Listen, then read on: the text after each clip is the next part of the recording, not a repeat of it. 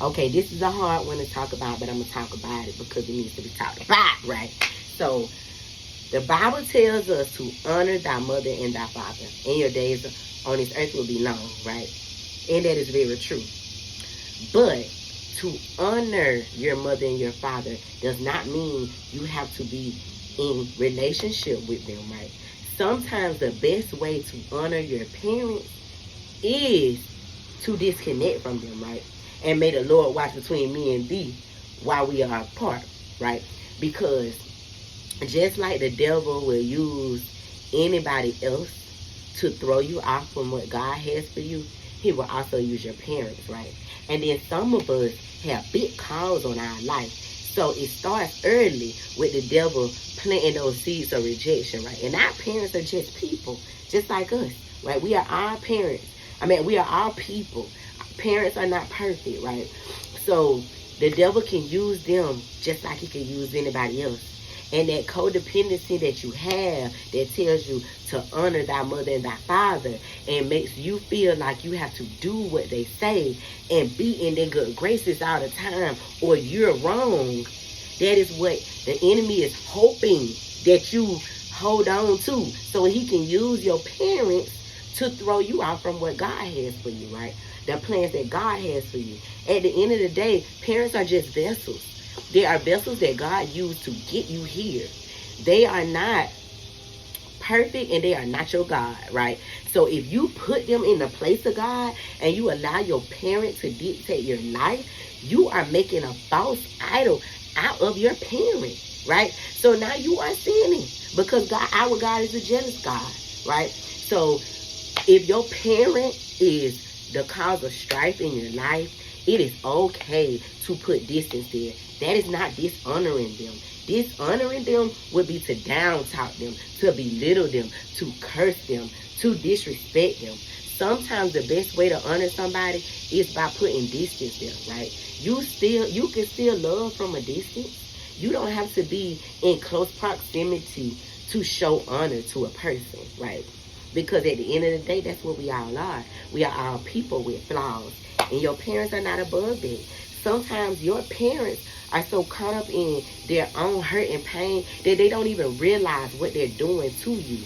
And before you know it, you'll be done sacrificed your whole life trying to please somebody who never found themselves, right? So you can't be afraid to put distance there. That's your codependency that is making you feel like it's wrong for you to separate.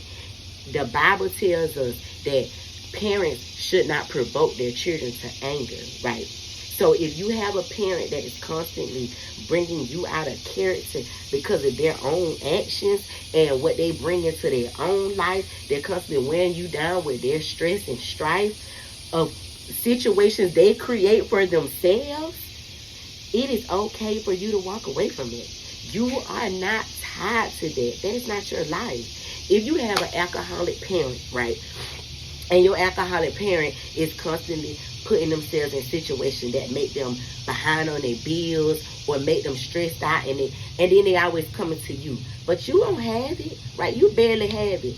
That's not dishonor because you tell them no, right? You cannot be their crutch, just like they cannot be yours. At the end of the day, this life that we have, this one life that we have, God has already developed a plan for us. Now, whose plan do you want? Do you want your parents' plan or God's plan? For me, I want my Jeremiah 29 and 11. So I know what parent I'm following. I'm following my faithful parent, my God with his good and faithful will for my life. You never know what people's intentions are.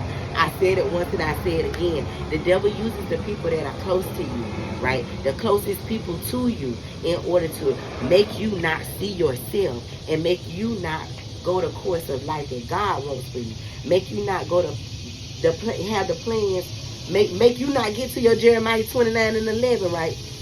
And who better to use than a parent, right? Somebody that done had your ear since birth, right? Because it's going to be hard for you to break that. It's going to be hard for you to say no to them. It's going to be hard for you to say, no, I want to do this. It's going to be very, very hard. And you have some parents who will make you feel guilty about it. And that is wrong. Because at the end of the day, a parent is supposed to love you guide you, right? Love does not dictate, right? Love does not navigate, right? To love somebody, you walk with them, right? As an adult child, you make your own decisions, right? You are in control of you. Your parents are supposed to be your biggest cheerleaders. They're supposed to support that. If you fall, they're supposed to be in your corner. And vice versa, right? You reciprocate that. That is honor, right? Not control. That is not honor, right? That is not what God meant when he said that to honor thy mother and thy father. Sometimes the best way to honor somebody is to put distance there. And may God watch between me and thee while we are apart from one another, right? And that includes anybody. The devil is not above using your parents to throw you off course of what God has for you. If you are praying and you are getting word from God and God is telling you to go left, and then you go talk to your mama and daddy and they tell you to go right, you better go left, right?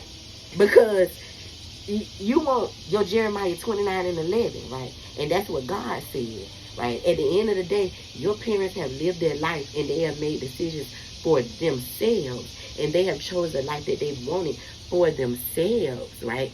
And you didn't get to make any input in it, right? As a child, you got to watch them make decisions that you probably didn't agree with, but you had no input, right? Because they were living their lives. Now, and as an adult, why don't you live your own life?